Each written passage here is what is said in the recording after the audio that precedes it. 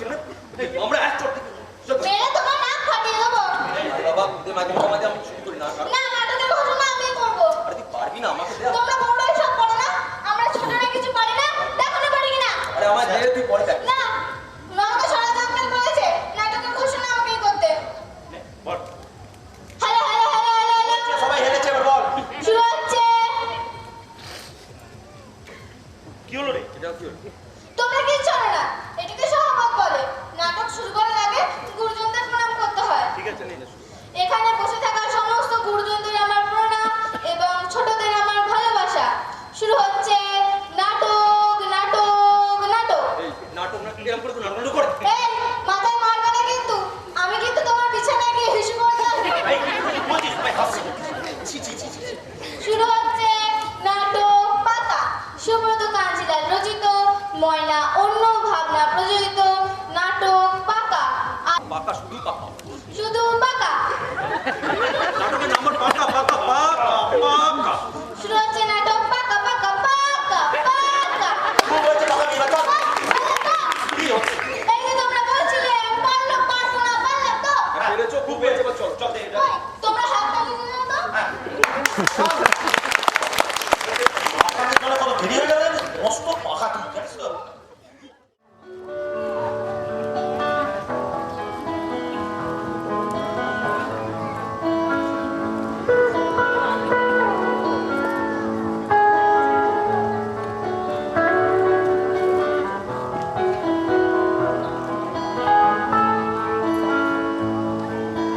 তোমাকে যেমন ভাবছে সবাই, আসলে কি তুমি তাই?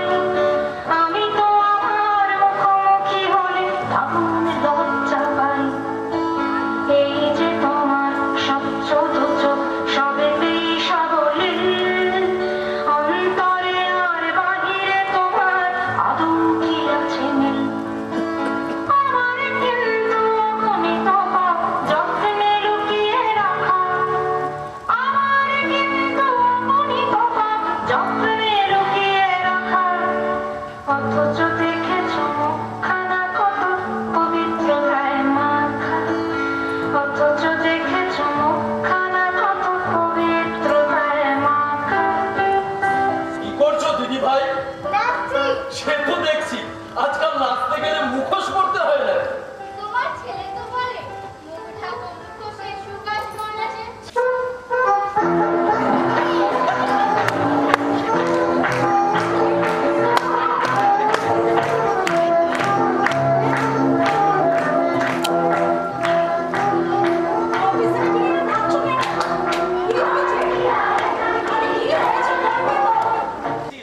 তবে আমি কিন্তু উত্তরটাই প্রেফার করছি গান দেখো।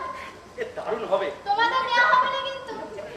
কি বলছো তোমাদের নেওয়া হবে না।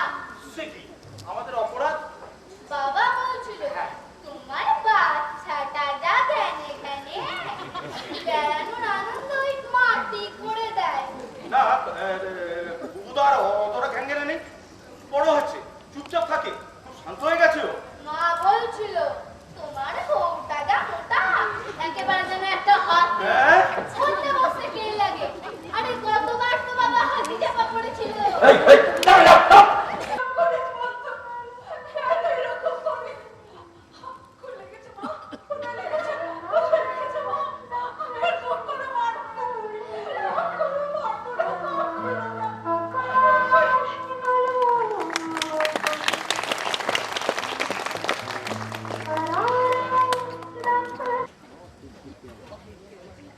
আবার গোলমাল পাকিয়েছো দিদি ভাই। কই না তো, ওরা তো তোমারই গালাগাল করছে। বড়দের কথা কান পেতে শোনা কিন্তু দোষে। আমি তো শুনতে চাইনি, ওরা একা থেকে কিছু বলছে। তখন কি কানে দুটো দিয়ে থাকতে বলছো? কেন তুমি একজনের কথা অন্যজনকে বলো? বড়রা যা বলে সব ফালতু মিথ্যে কথা। বড়দের বিচার করার তুমি কে? তাহলে বড়রা আমাদের দোষণ কেন? কিন্তু তর্ক করছো দিদি ভাই। আরে তুমি তো বলো তর্ক ছাড়া আর সত্যিটা জানা যায় না। এটা ঠিক, কিন্তু যুগটা হলো একে অপরের কিছুকে আখেরে কিছু গুছিয়ে নেওয়া। ফুলের গন্ধ থাকে না। চারিদিকে কাগজের প্লাস্টিকে গুঁতো, ওই টাকা তো সহজে চেনা যায় না। আমি আপনার করে থাকে।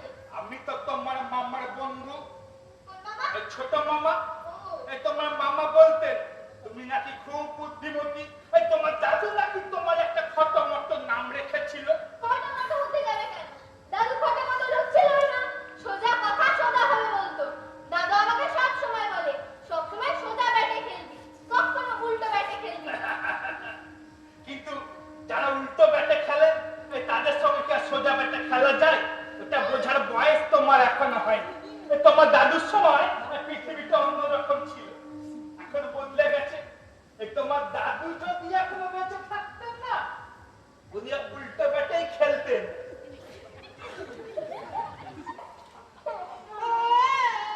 অচন অচনা কথা শুনলাম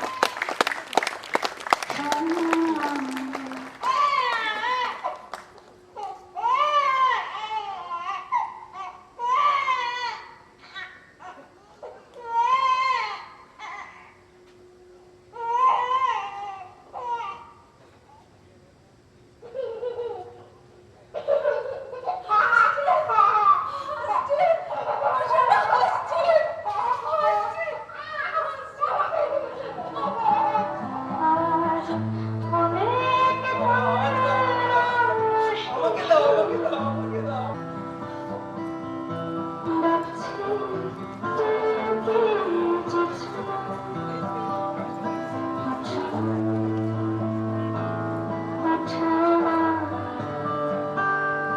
কথা শুন সেরা সেরা